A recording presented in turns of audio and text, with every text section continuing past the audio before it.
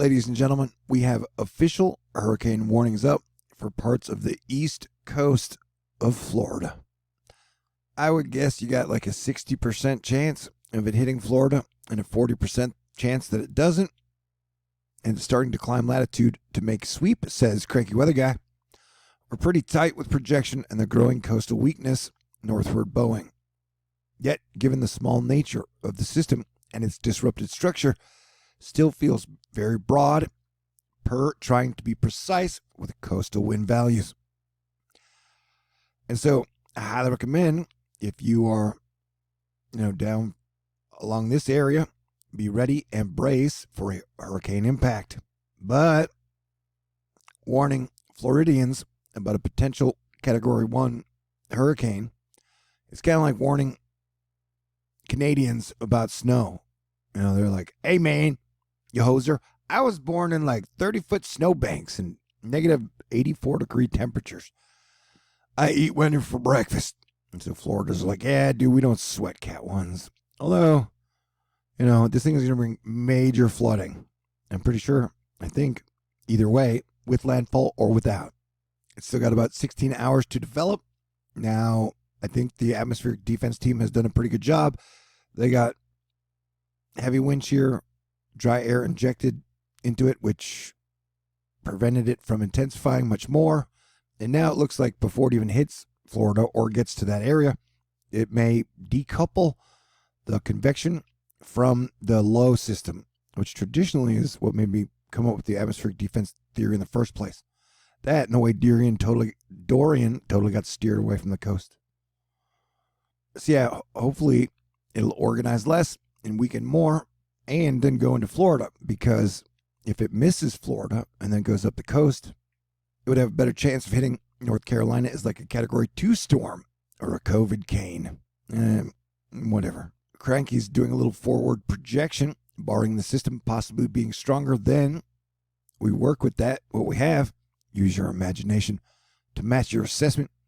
It looks something like this, that heading up the coast. Arbitrary placement, for example. So it's going to get really close to the coast either way. It's going to be a rainmaker. This may not look like much now, but I got a feeling it's going to flood out some areas. Floridians are probably like, I drink floods for dessert or whatever. But no, it's definitely going to bring, regardless of its intensity and classification, heavy rain all the way up the coast in pretty much almost every state. Except for you, Georgia. Did you know part of Georgia touches the coast? I don't know that officially. I just thought that out loud right now. But yeah, there's going to be a lot of rain. And a lot of this is going to come from a storm that is pushing through here. And if I sound kind of sad, it's because I am. Dude, my world and our country is not exactly in the best place ever. But this model takes it right to the close and then up, but then models will have it then pushing through North Carolina. And so what it gets to be from here to here, we will have to figure out. South Carolina, North Carolina. You guys really need to be paying attention to this. I think if it doesn't make landfall in Florida, I definitely think it could be a Category 2. But right now, this thing is fighting so many things. It may end up being a tropical storm at some point. It's in the realm of possibility. It went from a big storm to a little tight, kind of half compact core. Asia and China have been getting hit devastatingly, catastrophically hard by flooding. And usually whatever type of flooding they get switches to us about a month or two later. So next month, the middle of August, may be our big start of a heavy zone where hurricane season really starts to ramp up. Kelly Cass, who's got that graphic. Okay, Friday, 5 p.m. update. Has hurricane warnings in effect for parts of Florida. Isaias, still a Category 1 hurricane with 75-mile-per-hour winds, moving northwest 50 miles per hour. We're talking Titusville, Melbourne, Vero Beach, Port St. Lucie, West Palm Beach, but not Miami. Miami can go stand out on the coast and be like, hello, darling, or whatever you Floridians do. I'm not downplaying this at all. It can be dangerous, especially if you're a dipshit. Don't make any dumb choices. But I'm not going to tell Floridians how to handle a Category 1 hurricane. But, in 12 hours, we'll check back and see if it starts any type of rapid intensification. Right now, though, it doesn't look like it's going to be anything major, but I don't want to play it down. A storm surge watch is in effect for the east coast of Florida from Jupiter Inlet to Ponte Verde Beach. And we've still got, I would guess, 12 to 16 hours, 18 before this thing gets to the tip of Florida. Mark Sudduth, that is a fairly well-developed core. We see what recon tells us about it all as evening progresses. And Brady, bringing that weather game, yep, as soon as, if the core closes off, it could develop and intensify. Although look how lopsided it is. I think the atmospheric defense team's done a pretty good job on it. So that's great. I really appreciate anyone who's out there playing defense for everybody. You know what I'm saying? Protecting people is a cool thing to do, man. I know it doesn't always make people a lot of money, but I love people.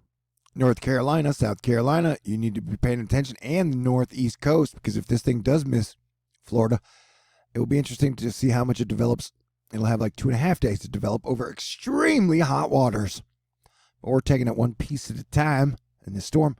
Evan Andrews, for those following Isaiah as it heads up towards Florida east coast, the latest run of the NAM keeps the center off Florida coast, which would spare Florida the strongest part of the storm.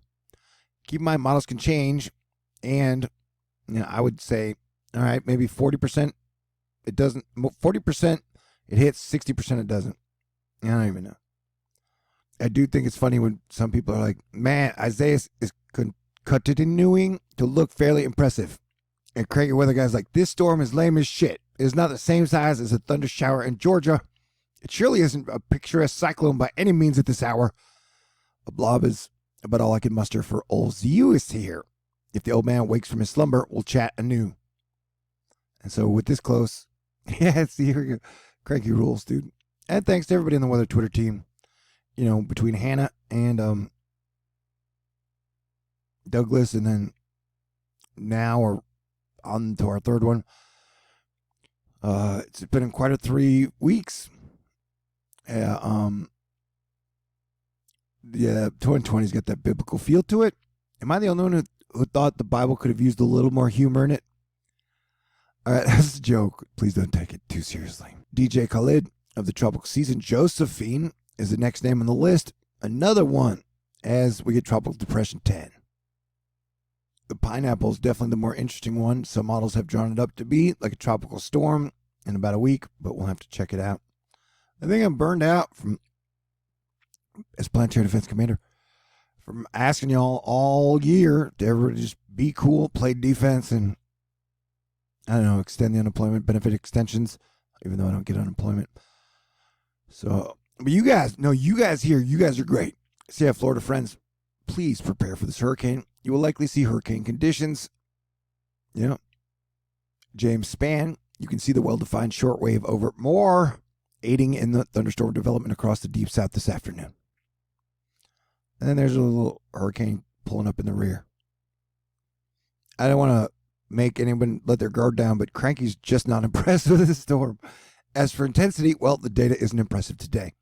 It would have been quite a bit of work to do before becoming significantly concerning. From a widespread wind perspective, gusts 50s, outside shot of nearly 70, unless the system surprises with a burst tonight. I don't know. But a fellow Floridian is saying, hey, anyone living on the eastern part of Florida and all Florida should have a plan of action in case Isaias moves across the peninsula. The hurricane is forecast to currently graze the east coast of Florida. Stay weather aware. So yeah, there's Cranky's cone, man. Now we're looking at the Euro.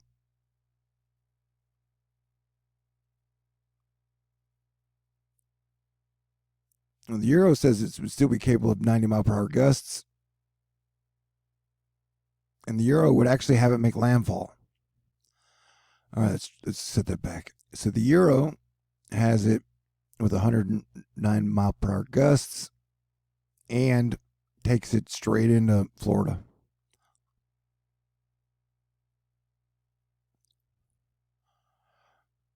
Just north of Miami. Boca Raton, is that correct? And then I think it pulls it out. Yeah, and then it would pull it back out. But that would mean more of a tropical storm scenario for South Carolina, North Carolina. And this is, although it still shows some development. Yeah, hit wrong button. The NAM has it stay offshore of Florida, but still brings us a pretty decent storm that South Carolina and North Carolina would have to look out for. Yeah, it keeps the eye just off the coast.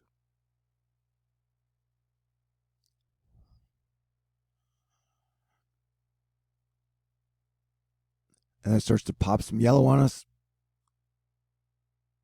And the yellow would be like 114 mile per hour gusts. So this is it. Like I said, if it hits Florida, it would hit at about a category 1, barring a major development. And if it missed and then went up the coast, then it could definitely strengthen to a more powerful storm. All right, I will try to get my mojo back and do what I can to keep y'all informed. And did I mention I'm having a fundraiser? I do them every month so that I can do videos for you my way, bring you guys great information, and do what I can as your planetary defense commander to save every civilization we have. We only have one. I didn't say that very well. But yeah, keep civilization from collapsing and prevent World War III and, like major depopulation plans and stuff. So if you'd like to make a contribution, I got a snail mail to support the USPS. PayPal, Venmo, CashApp, Patron. I appreciate everyone at Asteroid Flight Club. You guys are amazing. I think you're a hero if you've survived this far, 2020, because this is definitely quite a crazy year. Only got $1,389 left to raise with 3.5 days left to go. I would like to thank Athena, Marjut, Robert, it was the second Robert, Caleb, Richard, Courtney, Summer, Angel, Demian, Angelique, James, Mike, Andy, Robert, Bennett, Matthew, Jess, Angel, Wagon Breath, and Dan. You guys are great, man.